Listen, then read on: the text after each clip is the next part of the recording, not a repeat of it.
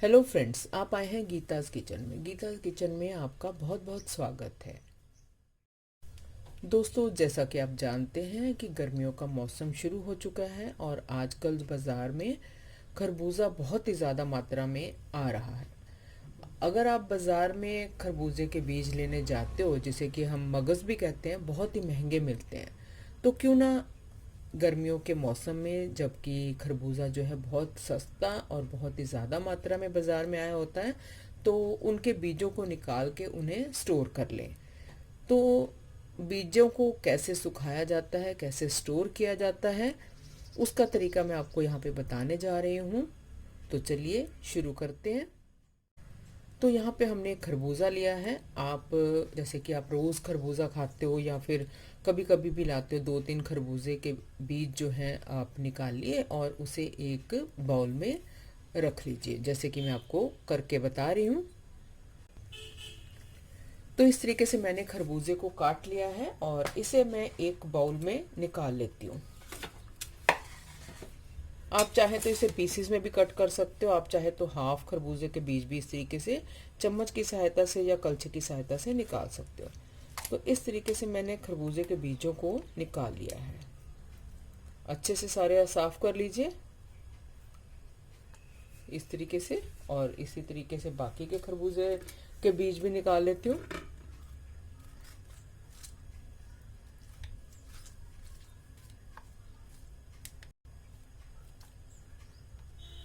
ऐसे।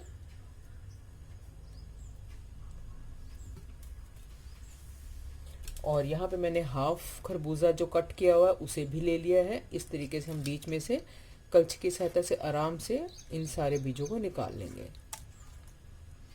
ये कई चीज़ों में इस्तेमाल होते हैं, बहुत सी मिठाइयों में, हलवे में, किसी भी चीज़ में इसे डालें, बहुत ही बढ़िया इसका टेस्ट आता है और बहुत ही पौष्टिक भी होते हैं।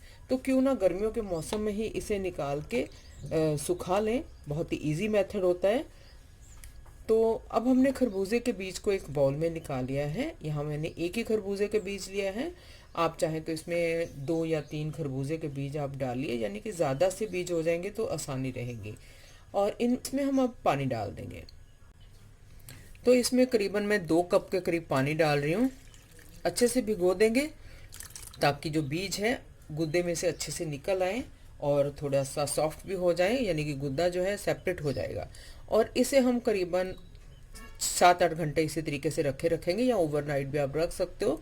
और उसके बाद हम अगला प्रोसेस करेंगे।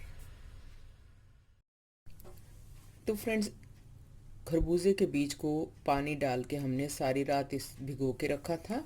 आप चाहे तो एक पूरा दिन भी रख सकते हो, तो आसानी से बीज जो है अलग हो जाते हैं गुदे से।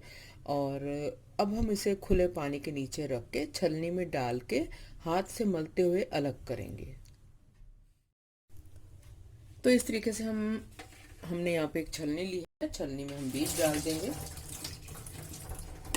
और टैप चला के हम अच्छे से इसे मलते हुए अलग करेंगे।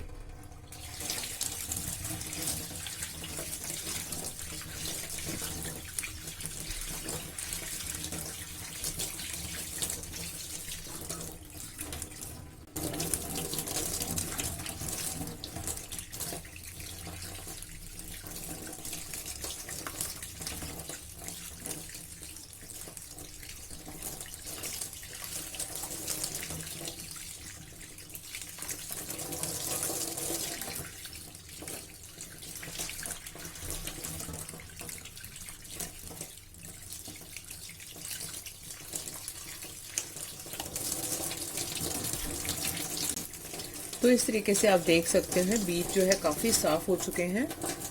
और अगर थोड़ा बहुत गुद्दा रह भी गया है तो उसे आप फिर से अच्छे से मल के हाथ से अलग कर सकते हो। तो चलिए फ्रेंड्स, इसे हम प्लेट में डाल लेते हैं और धूप में डाल के इसे हम सुखाएंगे पूरी तरह फैला के। तो इस तरीके से मैंने इसे प्लेट में डाल लिया है और थोड़ा सा पानी सूखने के बाद हम इसे धूप में अच्छे से फैला देंगे। तो फ्रेंड्स, सारे बीजों को मैंने छलनी में अच्छे से छान लिया था, पानी इसका निकल चुका है। और उसके बाद मैंने इसे प्लेट में डाल लिया है और हाथ से इसे पतला पतला फैला देंगे। आप चाहे तो छलनी में भी डाल सकते हो, छलनी में भी इसे सुखा सकते हो। किसी भी तरीके आप सुखा लीजिए। प्लेट में मैंने डाला है, आप चाहे तो छलनी बड़ी सी ले लीजिए और उस पर भी अच्छे से इसे चारों तरफ फैला के धूप में रख दीजिए। बीज जो है, एक दिन की धूप जो है इसे सुखाने के लिए बहुत होगी। आप चाहे तो अगर अच्छे से नहीं भी सूखे तो 2 दिन की धूप भी लगा सकते हो, ताकि ये अच्छे तरीके से सूख जाए। तो चलिए इसे धूप में रख देते हैं।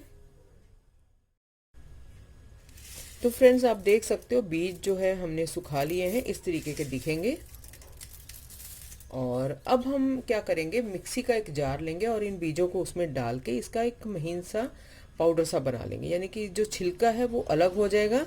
मिक्सी को थोड़ा थोड़ा देर रुक के आप चलाइए और उसके बाद हम इसे छलनी में डाल के छान लेंगे। तो उससे क्या होगा, बीज का छिलका जो है वो अलग हो जाएगा और पाउडर जो है वो हम नीचे से इकट्ठा कर लेंगे। और जब भी कोई चीज़ बनाएं उसमें आप डालिए, तो इस एक तो इसका स्वाद बहुत ही बढ़िया आता है, दूसरा ये बहुत ही ज़्यादा स्वास्थ्यवर्धक होता है।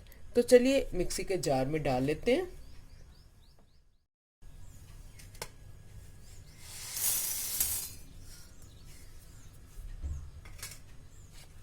आप चाहें तो इन्हें अच्छे से छलनी में एक बार मोटे जो है होल वाली छलनी में आप छान लीजिए। अगर मिट्टी वगैरह है तो वो आसानी से छलनी में निकल जाएगी। और इन बीजों को आप इकट्ठा करके फिर मिक्सी के जार में पीसिए।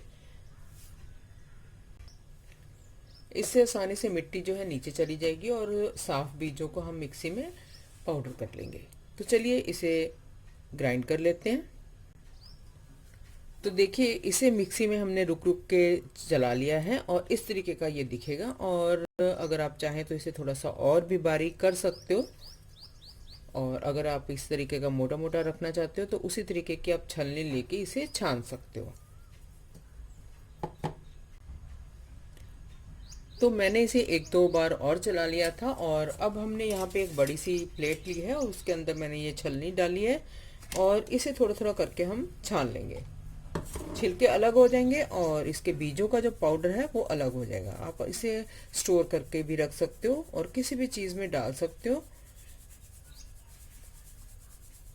बहुत ही हेल्दी और बहुत ही ताकतवर होते हैं।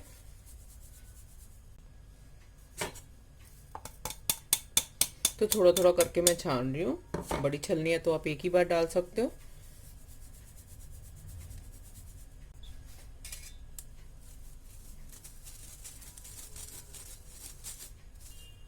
तो आप देख सकते हो नीचे जो पाउडर है निकलने लग गया है। बहुत ही महीन पाउडर है। आप इसे आसानी से बना के तैयार कर सकते हो।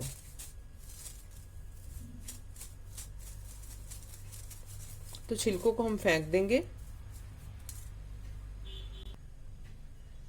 तो फ्रेंड्स, देख सकते हो कि पाउडर हमने निकाल लिया है। बहुत ही बढ़िया महीन पाउडर निकला है। और छिलकों को हम इस तरीके से हमने निकाला है और इसे हम फेंक देंगे। आप चाहें तो इसे पौधों में भी डाल सकते हो। बहुत ही बढ़िया सॉफ्ट जो है उनकी मिट्टी हो जाती है और पौधे बहुत ही बढ़िया होते हैं और इसमें जो ताकत है वो भी आपके प्लांट्स को मिलेगी।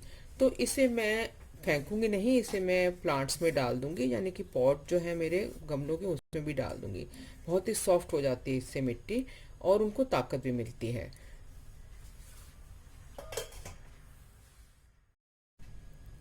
तो फ्रेंड्स देखिए इस तरीके से हमने इसका महीन पाउडर बना लिया है।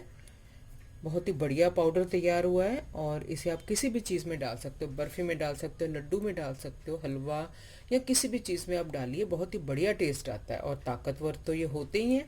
और इनके छिलकों को हम फेंक देंगे। आप चाहें तो इन्हें प्लांट्स में भी डाल सकते हो। तो फ्रेंड्स, ये रहा मगज का पाउडर। बहुत ही बढ़िया तरीके से हमने इसे तैयार किया है और आसानी से आप इसे बना सकते हो। किसी भी चीज़ में डालिए तो बहुत ही बढ़िया स्वाद आता है।